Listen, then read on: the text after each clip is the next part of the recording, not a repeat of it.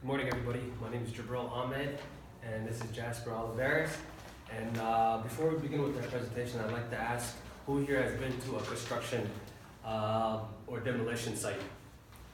Well, then you've seen the amount of waste generated from these projects. Here are some pictures of construction projects and demolition projects.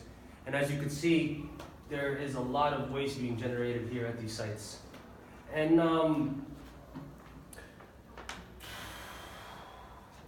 all these wastes will probably be sent to landfill. It's estimated in 2050 there will be 9 billion people in the world, and all these people will be required to live within the resource limits of the planet.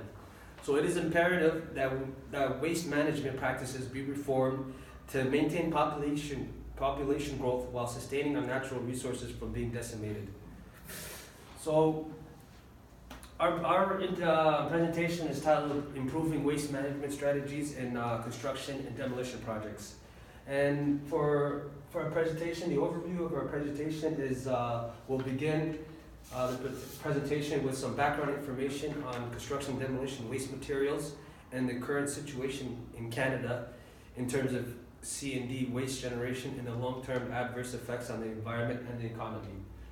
Next section will assess C&D waste management strategies in being used here in Canada and their limitations. The following section will analyze different waste management strategies and techniques being used by countries that have high recycling rates.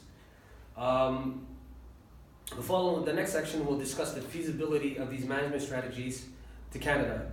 Finally, the report concludes with a summary and recommendations on effective strategies that can be implemented here in Canada to limit construction and demolition waste.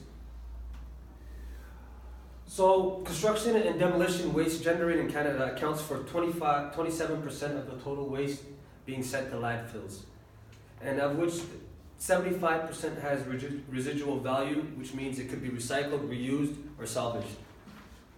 So, due to increasing construction and demolition waste volumes, shortages of landfills, long-term adverse environmental, economic, and social impacts of the disposed construction and demolition waste, sustainable waste management is essential to protect public health and our natural ecosystems. The amount of construction and demolition waste in Canada being diverted into landfills can be significantly reduced through the implementation and compliance of effective waste reduction strategies.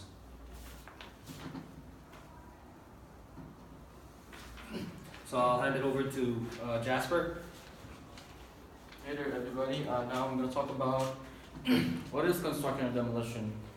Now, construction and demolition is generated from construction, where there could be renovation or demolition of structures, could possibly be roads or dams. Now, it's construction and demolition waste materials. Now, its main components comes from wood products, asphalt, drywall, concrete, and masonry. Now, its main components are, it's mainly the wood that significantly contribute to C&D waste, followed by drywall, roofing, cardboard, metal, and lastly the plastics. And these materials can be reused or sent to landfills. Now, these materials are separated into their respective stockpiles. As I said earlier, it could also be reused or sent to landfills. And next one is environmental impact. C&D has been classified as a high volume waste with relatively low impact compared to other streams of waste. Now, the main factor to the environment is pollution. Therefore, transportation is the main one. So the factors are like its distance and the trucks that travels per day. For example, in Ontario, there are 400 trucks that is running along per day. That means it emits mainly greenhouse gases and contributes mainly to pollution, global warming. And its economic impact. Now, C&D market is growing especially for materials that comes from wood and metal.